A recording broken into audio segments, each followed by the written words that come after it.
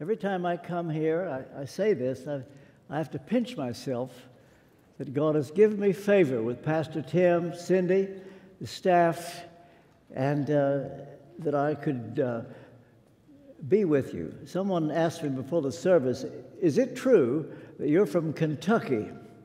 And I guess that is a surprise to some people, but it's God's sense of humor. I come from the hills of Kentucky, and you're from Kentucky? Or are you just being gracious? I want to continue the theme on 5 things we learned from each of the 5 books of Genesis. And I want to read to you from Leviticus, 5 books of Moses, from Genesis, Exodus, Leviticus. God willing, to be here next time to be speaking on Numbers. But tonight from Leviticus chapter 16, verse 12, where Aaron is instructed, put the incense on the fire before the Lord, that the cloud of the incense may cover the mercy seat that is over the testimony, so that the high priest does not die. And then from 1 Kings chapter 8, verses 8 to 10, that the priest could not stand to minister. A cloud had filled the house so that the ministry could not continue. The cloud, the glory of the Lord, filled the house of the Lord. Then Solomon said, this is very interesting, as we will see, the Lord has said that he would dwell in thick darkness. May God be pleased to bless the reading and the preaching of this, his most holy and infallible word. A brief word of prayer. Heavenly Father, I pray now for the sprinkling of the blood of Jesus by your Spirit to rest upon every person in this place, in order that their perception of what I say will be received as you intend. Cleanse my tongue, that I will be your transparent instrument to say everything that needs to be said, nothing that doesn't need to be said. Help me to be clear. Help me to be simple. And I pray that this will be a life-changing word, and a word that brings great honor and glory to your name. I pray in Jesus' name, amen. Well, as Pastor Tim suggested, I don't think many here would say that the book of Leviticus is your favorite book in the Bible. Those who have a Bible reading plan, when we come to Leviticus, we don't say, oh, good, here's where I get to read for a month. Many of us would never get around to read Leviticus if we didn't have a Bible plan that took us through the Bible in a year. Now, my task tonight is not to make it your most favorite book, but to show how important it is. And if all goes according to plan, you will never again feel the same about the book of Leviticus. Now, you may recall that the law of Moses is threefold: the moral law, 10 Commandments; civil law, the way Israel should govern themselves; and the ceremonial law, which is the way we get to know God and how He wants to be worshiped. Well, the book of Leviticus is about the ceremonial law, and you may have not thought it was all that important. We're going to see that it is very important indeed. You see, many of us want to worship God so that it will make us feel good. We just want to feel better. But God wants us to see that we should have a different motive. Has it ever crossed your mind to want to worship Him in a way that makes Him feel good? You see, we're in the me-centered generation, and our generation asks one question: what's in it for me? I've sought in my old age to get people to ask a different question. What's in it for God? Because so much teaching, so many Bible schools, seminaries, universities, it's all about man. And I want to do what I can to bring the church back to God-centeredness. Jonathan Edwards, who is best known for his sermon, Sin is in the Hands of an Angry God, made a very interesting comment. As we know, the devil is a great imitator. In fact, Edwards points out that the devil was trained in the university of the heavens. He was Lucifer, son of the morning, before he fell. And so he knows God's ways in great detail. And he knows what to do that which will mimic God, so to speak. But Edwards pointed out there's one thing the devil cannot produce, and that is a love for the glory of God. If you have a love for the glory of God, you can be sure only God could put that there. It's a sign that God is with you. He's on you, and you're His child. So I want us to see what it means to do things God's ways. And my goal is to show 5 things from the book of Leviticus.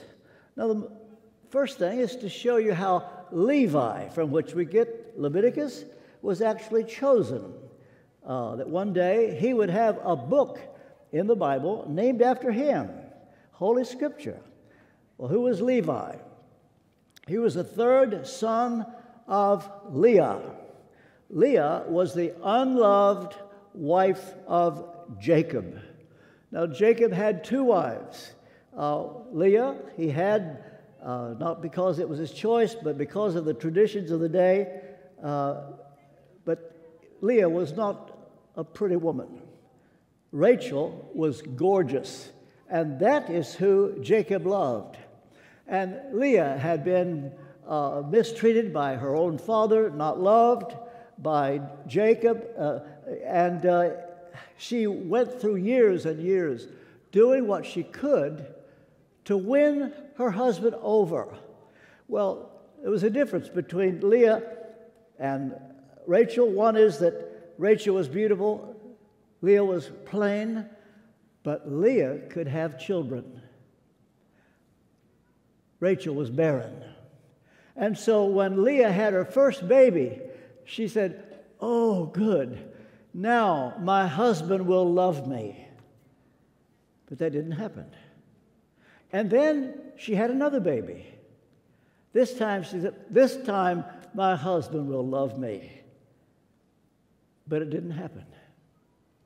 And then she had a 3rd child, and it's so interesting. It sometimes moves me to tears. Leah said, "This time I will praise the Lord." She wasn't going to win her husband, but she found something else.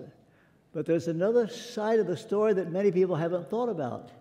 That after that generation passed, and you look at the future history of the kingdom of God and the church, Leah's sons would be remembered like none of the others.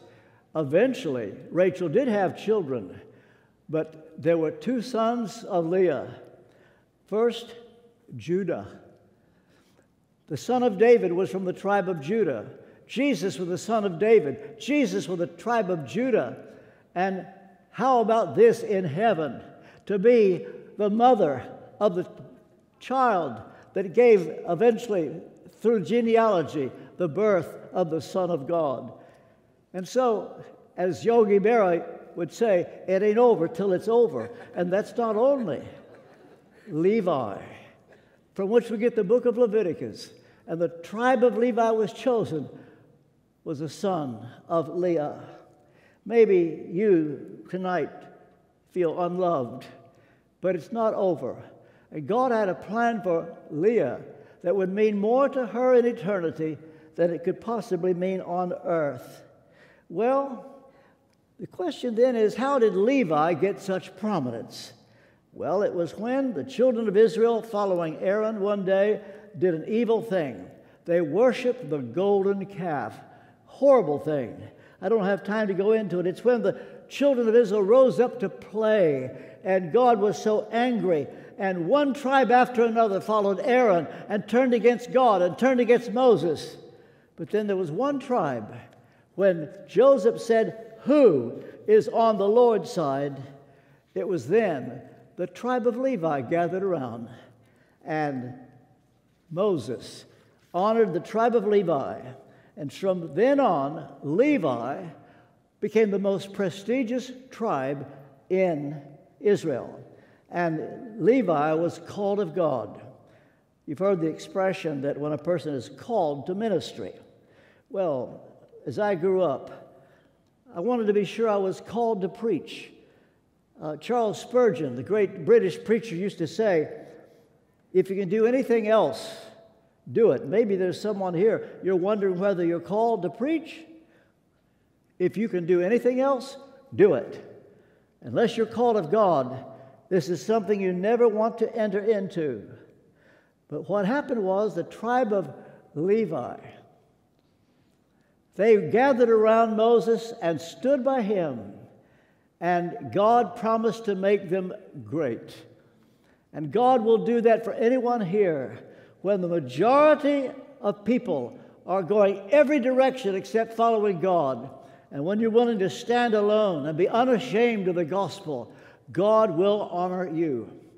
As I was preparing this, I thought of a very well-known story, but maybe you haven't heard it. There was a young man from Canada. His name was George Beverly Shea. He had the most unusual bass voice, and the Metropolitan Opera offered him a spot. But his mother was so afraid that her son would do that and run away from God. And so she found a poem, and she put it on the piano, knowing that George Beverly Shea would sit there to practice and would see the poem. And it worked. As he sat there, he saw the poem, and he began to read the words. "I'd rather have Jesus than silver or gold. I'd rather be his than have riches untold. I'd rather have Jesus than houses and lands. I'd rather be led by his nail-pierced hands. I'd rather have Jesus than men's applause. I'd rather be faithful to his dear cause. I'd rather have Jesus than worldwide fame.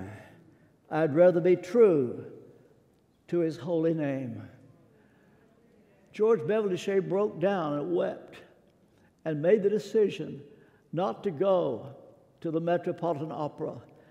He couldn't have known that sometime later, a young minister by the name of Billy Graham asked him to be his soloist.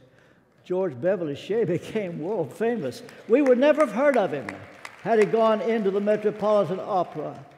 And so, who is on the Lord's side? I guarantee you, you be on his side, time is on your side, and God will make you great one way or the other. Well, now, the thing about the book of Leviticus, secondly, it shows us God's ways. Now, at first, this may not particularly appeal to you.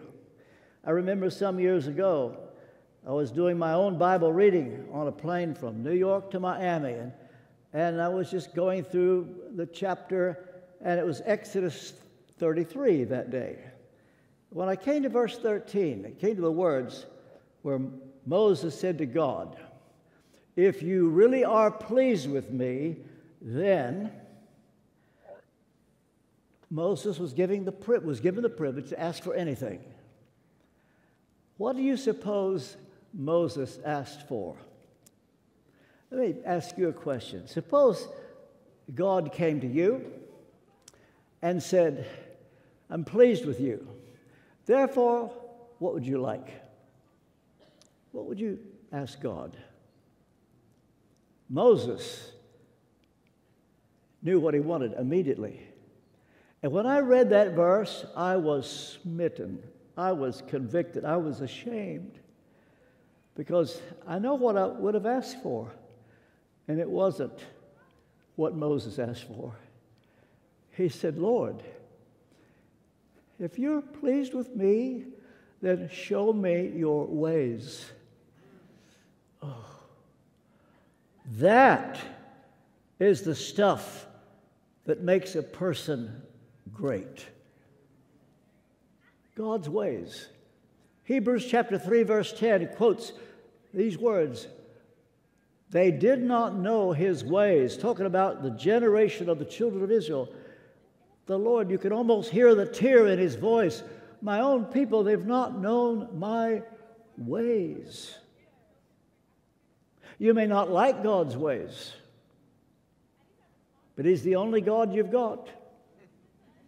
Get to know his ways. He won't adjust his ways to you. But Moses said, show me your ways. God came to Solomon, similar request. Name it. What would you like? I remember asking a waitress while waiting for the meal. I said, I'd like to pray for you. We're getting ready to say grace. How would you like me to pray for you? I said, suppose you could have anything you want. Just name it. She said, to win the lottery. Well, I shouldn't have been too surprised. I said, what else? And she named something that I could pray for her daughter she was worried about. But you see, that shows you where your heart is. And this was Moses, why he became the greatest leader of men. And so the book of Leviticus shows us God's ways. Remember this as you read this book. And here's the thing, God shows his ways to his chosen people. Now, at first, when we're first approached with the gospel, our hearts usually sink. Oh, no. Or a person brought up in a Christian home. I remember as a child, I used to say, why can't I do what the other kids in the neighborhood would do? And you feel kind of deprived. Why do I have to have parents that always go to church? And when the gospel is presented, the first reaction for many is, I'm not interested. But only if we knew that God could pass us by. He owes us nothing. And when you consider that God chose Israel, and as Psalm 147 put it, no nation was so blessed, but not that they appreciated it at the time. Do you realize that God doesn't have to come to you? God could pass you by. Maybe you know about the hymn writer, Fanny Crosby. She was speaking to a prisoner, or to a group of prisoners at a prison on a Sunday afternoon. And she was referring to the verse, Exodus chapter 33, verse 19, where God said, I will have mercy on whom I will have mercy. God said to Moses, I will have mercy on whom I will have mercy. And Fanny Crosby said to those prisoners, God could pass you by. And a prisoner under great conviction cried out in the middle of her talk, Lord, don't pass by me. And she went home and wrote the hymn, Pass me not, O gentle Savior. Hear my humble cry, while on others thou art calling. Do not pass me by, Savior, Savior, hear my humble cry, while on others thou art calling. Do pass me by. You see, such a privilege that God would come your way. This is why Dr. Martin Lloyd-Jones used to say, a Christian is a person who is surprised that he's a Christian. He used to say, if you're not surprised, he wondered if you are a Christian. Well, you and I, as I say, live in a what's in it for me generation. We ought to ask what's in it for God. And to think that the God of creation could come to us. We are not entitled. And this is why we ask Him for mercy. And so the privilege of getting to know God's ways. We're talking about the true God. Not the God of open theism where you just believe that anything you ask for is going to be God's will. That God just exists for us to do us favors all the time. The God of the Bible is so alien to the most popular concept of God. And so the way we know what's in it for God is to find out what pleases Him. You see, there are two ways that God revealed Himself in the Old Testament: His Word and His name. His Word refers to His integrity. His name refers to His reputation and power. Proverbs 22, verse 1, a good name is rather to be chosen than great riches. If you were to decide, if you had to make a choice, which do you think would be more important to God, His Word or His name? Well, I can tell you, Psalm 138, verse 2 says, David, in the Hebrew, you have magnified your Word above all your name. Why is this? Because he's concerned about his integrity, his honesty. That's the God of the Bible. It's impossible for Him to lie. He is truth. Jesus, His Son, I am truth. And so a love of the truth is proof that you're following after the true God. You're not wanting something that will make you feel better or what will be popular. And so get to know His Word. As for His name, by the way, you see, one day God will clear His name. In the meantime, He's the most maligned person in the universe. Everybody hates God.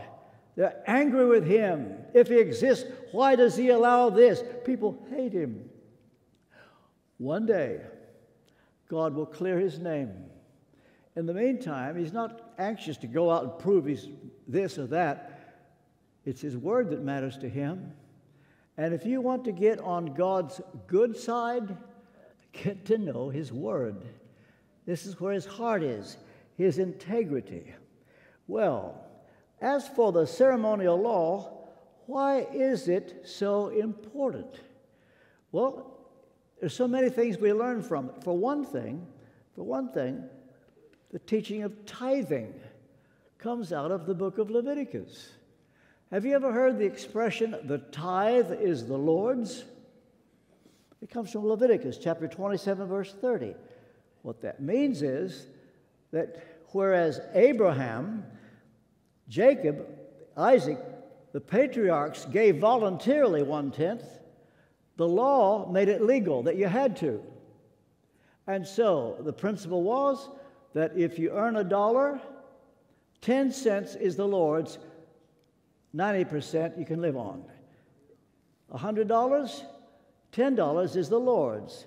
$1,000, $100 is the Lord's. 100,000, 10,000 of the Lord. Live on the 90,000.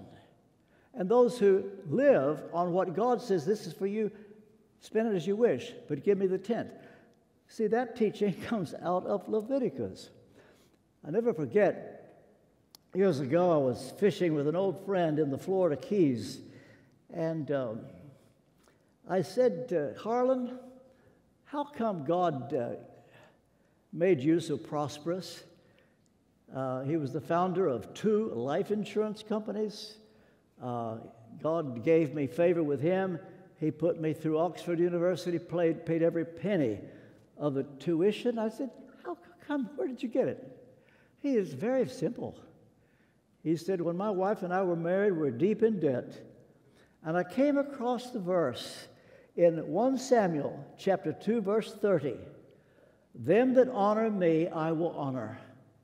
And he says, from that moment, and I was just a kid, I started giving God his 10th. He says, there's the answer. You see, you cannot outgive the Lord. This comes out of the book of Leviticus. But why would the ceremonial law be all that important? Well, here's an example. King Saul, Israel's first king, became yesterday's man in a very short period of time. Turns out that at the age of 40, he became yesterday's man. You see, you can be tomorrow's man and still be old. God didn't use Moses until he was 80. I find that very encouraging. King Saul was only 40. And here's what happened. He was waiting for Samuel to show up, and Samuel was late. And Saul said, we need to offer the burnt offerings. Well, everybody knew it should be done by Samuel. He was called. He was called. Leviticus chapter 1, verse 9. The priest alone could offer the burnt offering. Well, Saul said, I'm king, aren't I? Bring me the burnt offerings. Someone should have said, Your Majesty, I don't think you're supposed to do that. He was, they don't tell me what I can't do. Bring me the burnt offerings. And he did it. He went right against Holy Scripture. By the way, you want the fast track to become yesterday's man? You want to become yesterday's man real quick? Go against his word. Go against his integrity.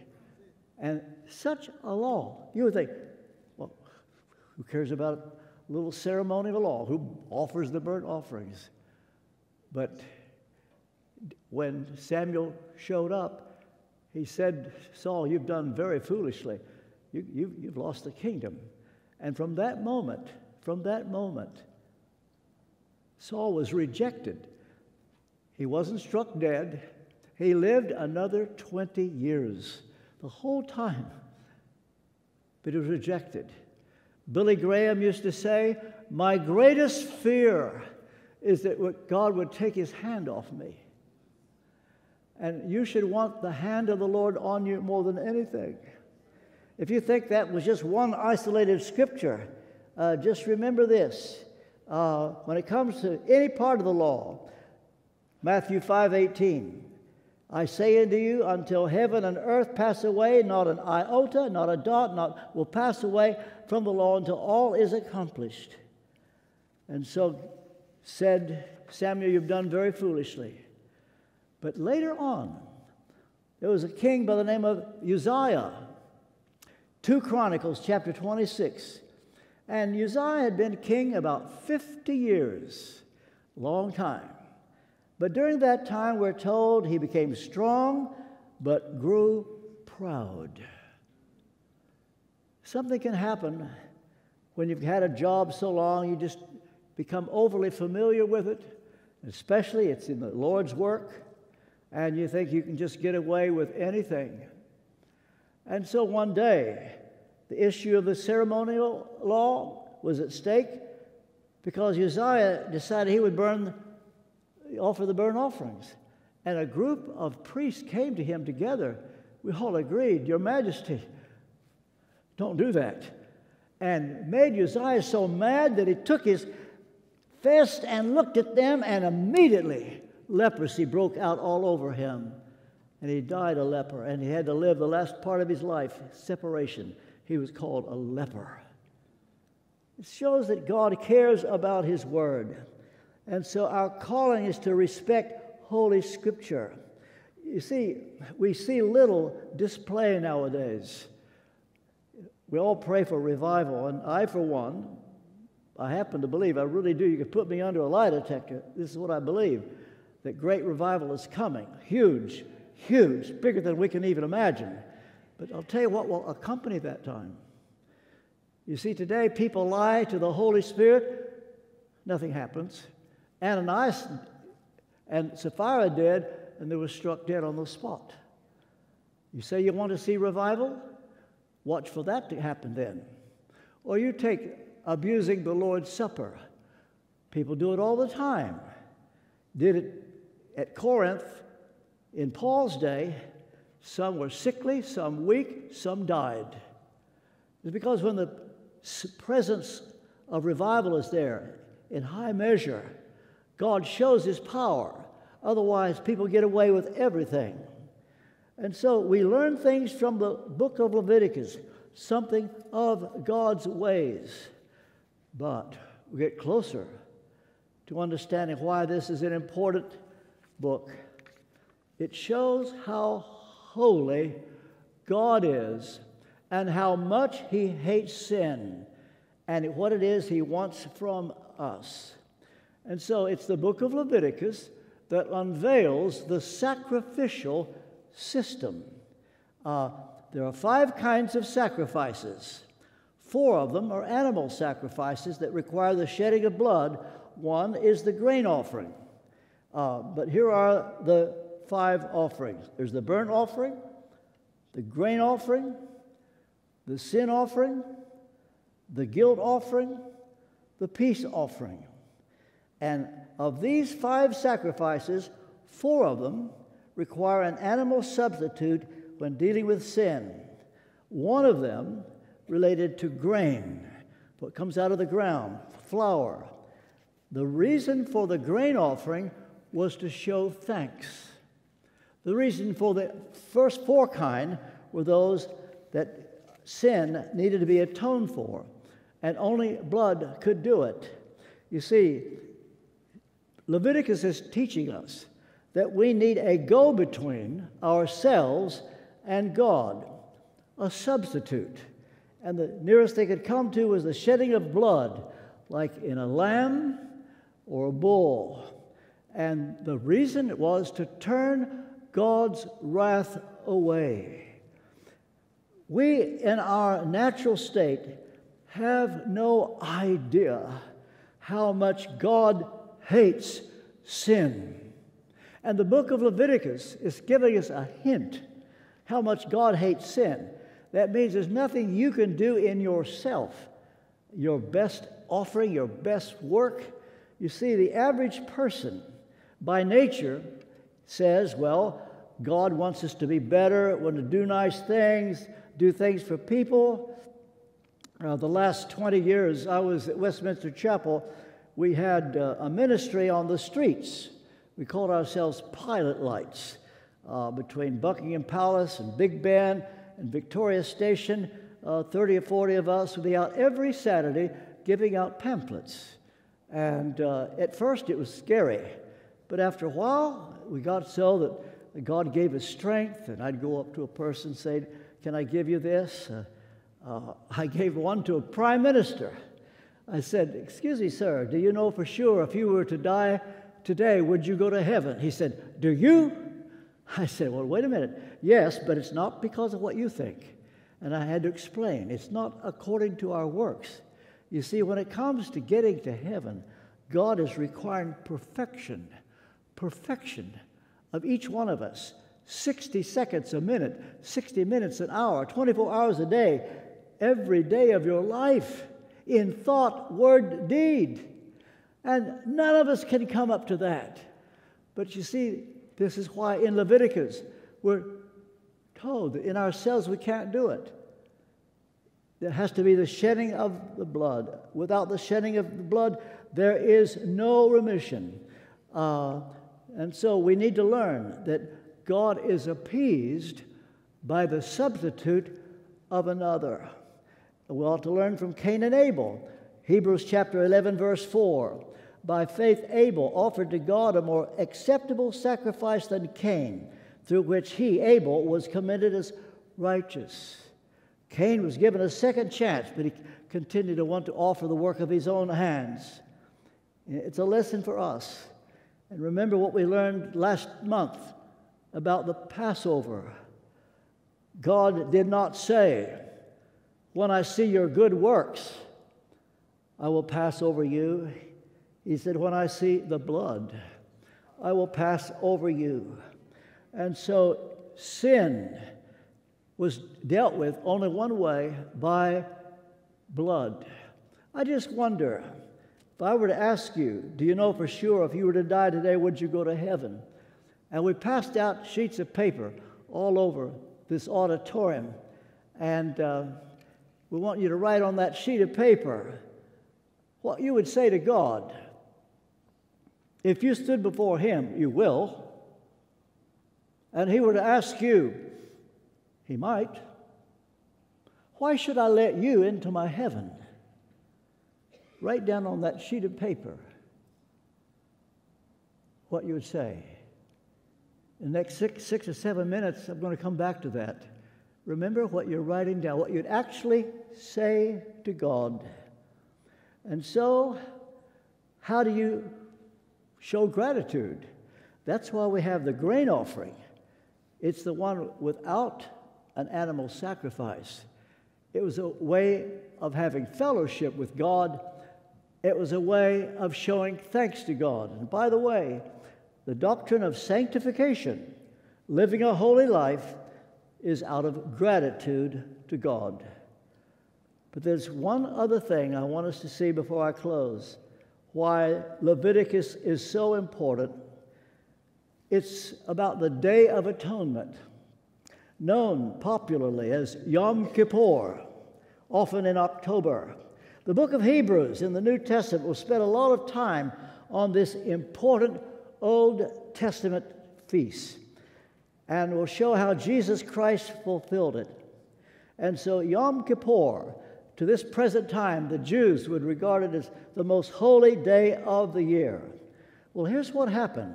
It comes out of Leviticus chapter 16, that the high priest, only the high priest, and only once a year, would take blood and go behind the veil, a curtain. On the other side of the curtain is called the most holy place. And the high priest would sprinkle blood on the mercy seat, which was a slab of gold on top of the Ark of the Covenant. He could only do it once a year. And the ritual was so holy, they tied a bell to his ankle and a rope to his ankle, so that if he goes into the most holy place and is struck dead for any reason, no one would go in to get him. They would drag him out. It was the most solemn moment that God would accept the blood, for the blood is when the atonement really took effect. Outside on the altar, they would slay an animal, and that was open. But the atonement took place when the high priest went into the most holy place and sprinkled blood on the mercy seat. So in ancient times, there was the most holy place, there was the holy place separated by that veil. Well, another word was added. In Leviticus chapter 16, verse 2, I will appear in a cloud over the mercy seat. You see, two things took place on the day Jesus died on the cross. On Good Friday, between around 12 o'clock noon and 3 o'clock, when it should be the brightest part of the day, when everybody noticed a strange, thick darkness. What's this? Some today say it was an eclipse of the sun. No, it wasn't. Do you know what it was? It was God showing His affirmation of what was going on when this man was dying on the cross. If you'd have gone in to Jerusalem on Good Friday and asked Jews, What's God doing in Jerusalem today? Oh, they would say, it's Passover. If that thing outside the city would hurry up and die so we can get on with our ceremony. What they didn't know is that whereas nobody understood what was happening, Mary Magdalene, sobbing her heart out, couldn't get it. The disciples forsook him. The darkness came right at high noon. They were to learn later that was God honoring the blood of His Son. And then one other thing took place. At the moment when Jesus uttered the words, tetelestai, Greek for the ancient Aramaic, it is translated, it is finished. At that moment, several hundred yards away, inside the temple, that curtain, that veil, it had been hanging there for years. They thought it would hang forever. Was suddenly rent in two from top to bottom. God affirmed the cross that day by the darkness, by the renting of the curtain in two. That lets you know what God thought. You want to know God's ways? He was affirming the Book of Leviticus. He was affirming His own law. And to this day, the only way a person can be saved is to remember why God sent His Son. Pastor Tim had us all say it. For God so loved the world that He gave His only Son. This is it. This is when He did it. That whoever believes in Him should not perish, but have everlasting life. That veil was torn, showing that the Book of Leviticus would be no more. It's been fulfilled. Jesus fulfilled the Book of Leviticus. Nothing we can do, only this. We can affirm it. Put all our eggs into one basket and then try to show Him by a holy life.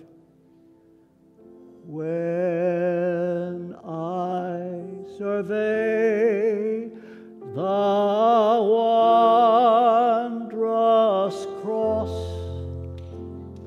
on which the Prince of Glory died, my richest gain I would count but loss, and pour contempt on all my pride, were the whole realm of nature mine, that were an offering far too small.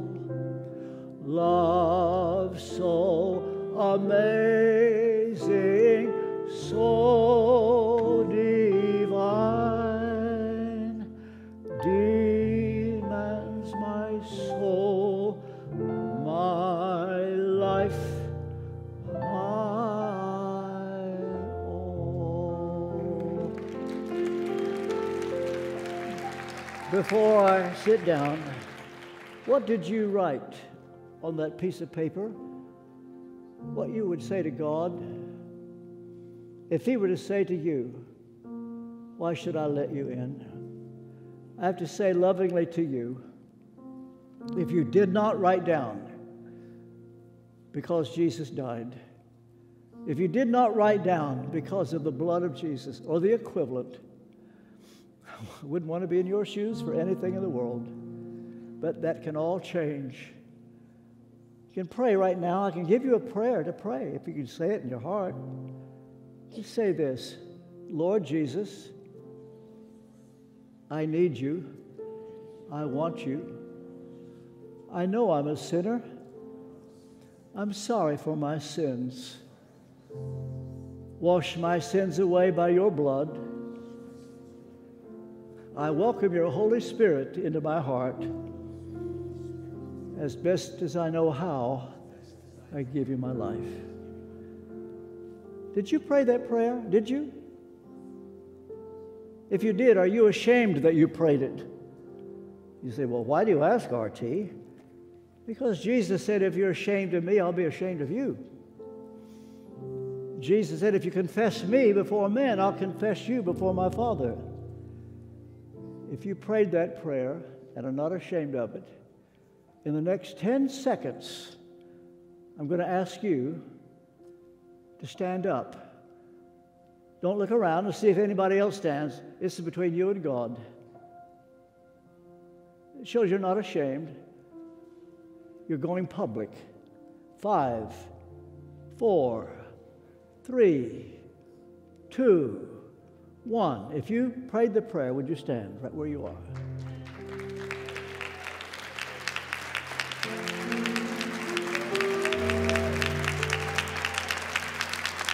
Okay, remain standing.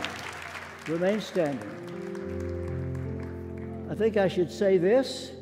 It could be that some that are standing, you were saved before tonight, but you just wanted to reaffirm, and when you heard the gospel, to let the world know that God knows that that's where you are. But if you've never done this before, heard this kind of gospel preaching, and never confessed Him openly, you know what just happened to you? It's what Pastor Delina talks about every Sunday morning. You've just been born again. You can be seated.